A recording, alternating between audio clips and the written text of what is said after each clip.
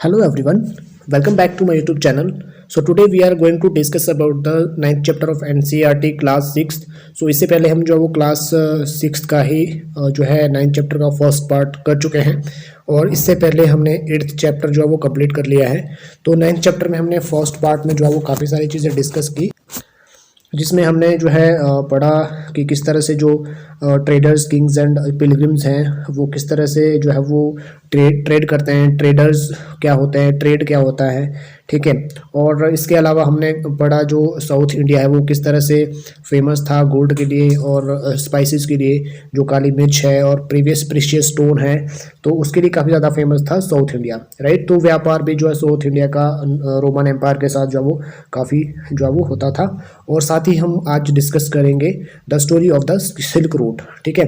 जो रेशम का जो रूट था, रेशम का जो रास्ता था वो किस तरह से था और सिल्क कैसे तैयार होता है उसके बारे में डिस्कस करेंगे। The rich glossy colours of silk as well as its smooth texture make it a highly valued fabric most societies, ठीक है। तो वो कैसे होता है, ठीक है। Making silk is a complicated process. Raw silk has to be extracted from the cocoon of silkworm, spun into thread and then woven into cloth, right। सो यहाँ पे ये कह रहे हैं कि जो इसका जो प्रोसेस होता है काफ़ी ज़्यादा कैसे होता है, टफ होता है, कॉम्प्लिकेटेड होता है, क्योंकि जो रॉ सिल्क है, जो रॉ मटेरियल है वो कहाँ से निकलता है, वो निकलता है कोकून से। मतलब सिल्क वॉर्म एक कीड़ा होता है, रेशम का कीड़ा, वहाँ से निकलता है कोकून, ठीक है। और उस कोकून से जो है वो थ्रेड बनाया जाता है और थ्रेड से जो है वो क्या किया जाता है, तैयार किया जाता है कपड़ा, ठीक है। तो इस तरह से जो सिल्क का कपड़ा जो है वो तैयार हो जाता है। तो ये बहुत ज़्यादा इंपॉर्टेंट टॉपिक है, इंपॉर्टेंट यहाँ पे ये लाइन है, तो आप इसको एक बार जो है अंडरलाइन कर सकते हो या फिर आप नोट भी कर सकते हो, ठीक है।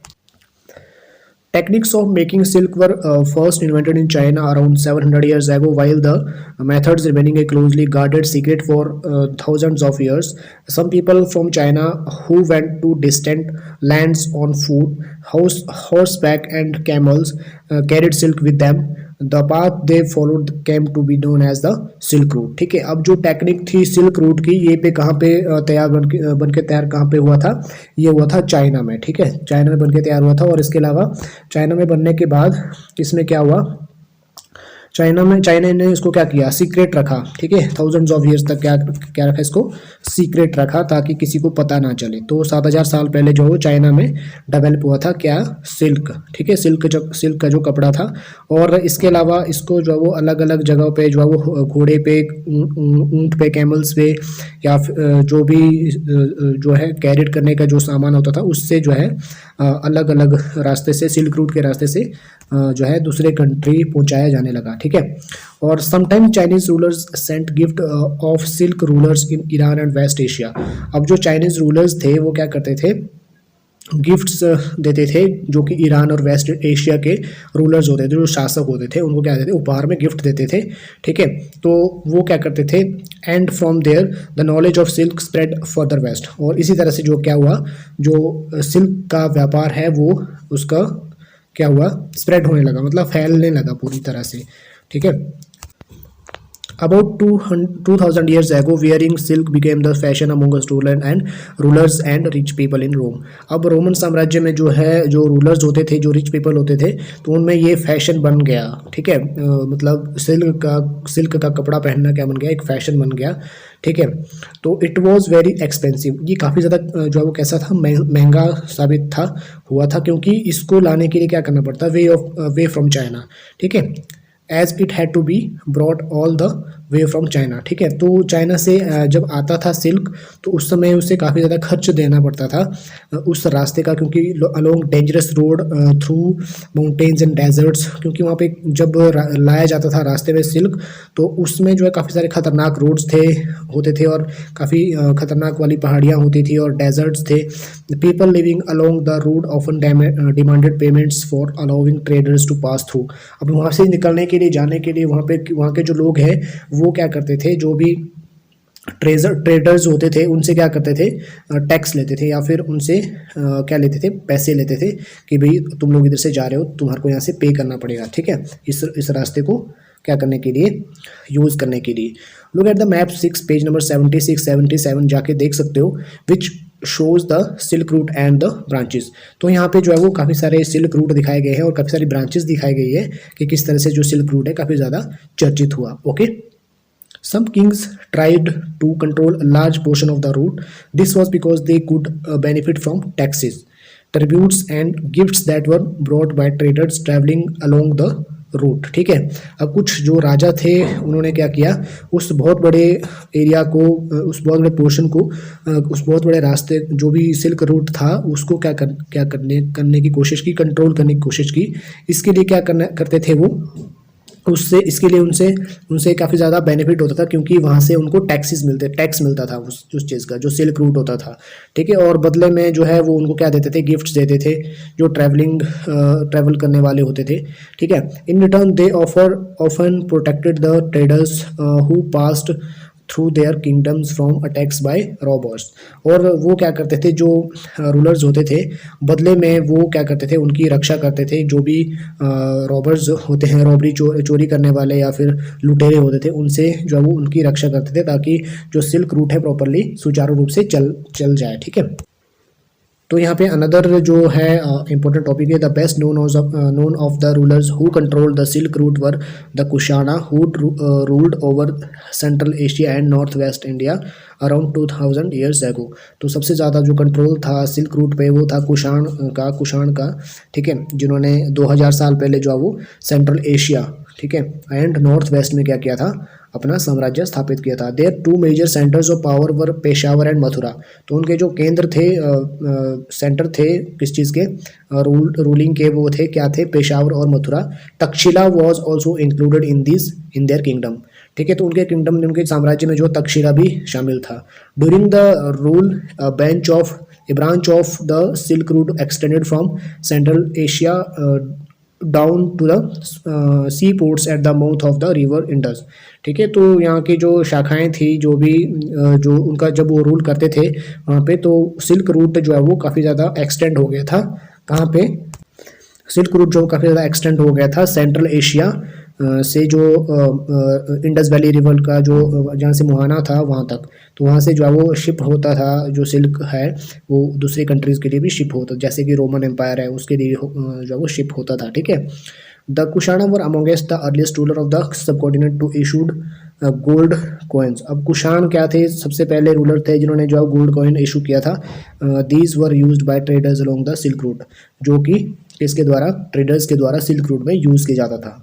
Okay, the spread of Buddhism. अब यहाँ पे बुद्धिज़्म के प्रचार प्रसार के बारे में पढ़ेंगे, किस तरह से जो है बौद्ध धर्म का प्रचार हुआ। The most famous Kushana ruler was Kanishka who ruled around 1900 years ago. ठीक है, तो सबसे जो प्रसिद्ध शासक था कुषाण वंश का वो था कनिष्क। ठीक है, तो ये आपने हमेशा याद रखना है, जो कुषाण वंश का जो प्रसिद्ध शासक था कौन था, कनिष्क था, right. He organized a Buddhist council where scholars met and discussed important matters. और उसने क्या किया था कि बौद्ध महासभा का जो आयोजन किया था, जिसमें कि जो स्कॉलर्स होते थे, ठीक है, जो भी बड़े बड़े स्कॉलर्स होते थे, वो वहाँ पे आके बहुत ही महत्वपूर्ण विषयों पे क्या करते थे, चर्चा करते थे। अश्वघोषा poet who composed a biography of the Buddha the Bodh Charitra. अब अश्वघोष क्या थे, एक पोएट थे जिन्होंने बायोग्राफी लिखी थी बुद्ध के ऊपर, जिसका नाम था बोध चरित्रा। ठीक है, बोध चरित्र, तो ये आपने ध्यान रखना है। अश्वघोषा and other Buddhist scholars now began writing in Sanskrit. ठीक है, तो उसके बाद उन्होंने क्या किया, संस्कृत में लिखना जो है वो शुरू कर दिया था। A new from Buddhism known as Mahayana Buddhism now develop this had two distinct features. अब पहले के जो बुद्धिज्म थे वो क्या थे, महायान बुद्धिज्म कहलाते थे। ठीक है, उनके जो कुछ फीचर्स है, जैसे कि अर्लियर में पहले क्या थे, जो Buddha presence was shown in sculpture by using certain science. For instance his attainment of enlightenment was shown by sculpture of the people tree. अब उसका पहले का जो उनका दिखाने का तरीका था बुद्ध को, तो वो था कि भी वो सबसे पहले क्या करते थे, मतलब उनको स्कल्पचर में दिखाया जाता था, मूर्तियों में दिखाया जाता था, या फिर और साथ ही उनको किसी साइन में दिखाया जाता था। ठीक है, और पीपल के वृक्ष के नीचे दिखाया जाता था जब कि वहाँ जहाँ पे कि उन्हें निर्वाण की प्राप्ति हुई थी, ज्ञान की प्राप्ति हुई थी। ठीक है, now statue of the Buddha were made. अब क्या हो गया, होना शुरू हो गया, बुद्ध के जो है वो प्रतिमा बननी शुरू हो गई, मूर्तियाँ बननी शुरू हो गई। Many of these were made in Mathura while other were made in Takshashila.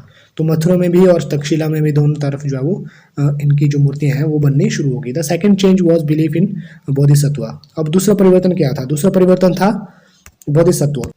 जो बोधिसत्व और वंश जब भी पहली बार जब भी उन्हें ज्ञान की प्राप्ति हो जाती थी तो उसके बाद करते थे वो कंप्लीट जो है वो अपना जीवन कहाँ पे, आइसोलेशन में मेडिटेट करते थे। ठीक है, पीस मतलब मेडिटेशन करने के लिए निकल जाते थे। However instead of doing that they remain the world to teach and help other people. तो जब ये चीज़ें उनको एनलाइटनमेंट की प्राप्ति हो जाती थी तो उसके बाद क्या करते थे वो दुनिया को टीच करने के लिए या फिर लोगों की हेल्प करने के लिए निकल पड़ते थे। The worship of Bodhisattva became very popular and spread throughout Asia, Central Asia, China and later to Korea and Japan.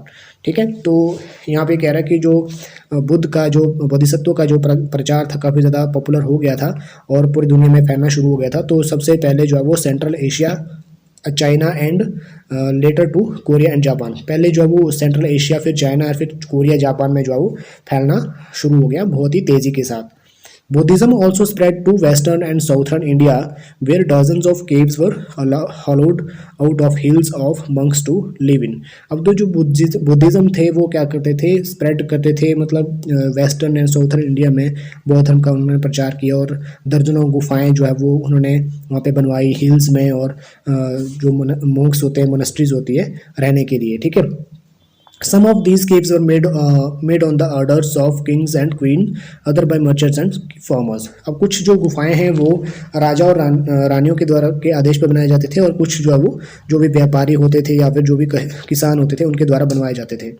These were often located near passes through the Western Ghats, roads connecting prosperous ports on the coast with cities in the Deccan ran through these passes. अब उन्होंने क्या किया, जो भी वहाँ पे जो भी वेस्टर्न घाट था, ठीक है, वो जो रोड्स होते थे वो कनेक्ट होते थे किसके साथ, जो भी वहाँ के तटीय जो इलाका होते थे, तटीय जो शहर होते थे, ठीक है, जो कि दक्कन के पास के थ्रू जो है वो बनाए जाते थे। ठीक है, traders probably halted in these caves monasteries during the travel. अब जो ट्रेडर्स होते थे, जो व्यापारी होते थे, जब वो यात्रा करते थे इन रास्तों से तो वो क्या करते थे, वहाँ पे जो मोनेस्ट्रीज होती थी, केव्स बनाई होती थी, वहाँ पे क्या करते थे, विश्राम करने के लिए रुकते थे। ओके, वहाँ पे डेरा डाल के बैठ जाते थे। Right, Buddhism also spread south eastward to Sri Lanka. अब जो बुद्धिज़्म है उन्होंने जो है काफ़ी ज़्यादा प्रचार किया साउथ ईस्ट वर्ड्स में भी और श्रीलंका में भी, जिसमें कि उन्होंने म्यांमार में जाके, थाईलैंड में और other parts of the southern Asia including Indonesia. ठीक है, म्यांमार, थाईलैंड और दूसरे जो साउथ ईस्ट की जो कंट्रीज़ हैं उनमें जो इंडोनेशिया है उसमें जो है उन्होंने प्रचार प्रसार करना शुरू कर दिया था। The order from the Buddhism known as the Theravada Buddhism was more popular in this areas.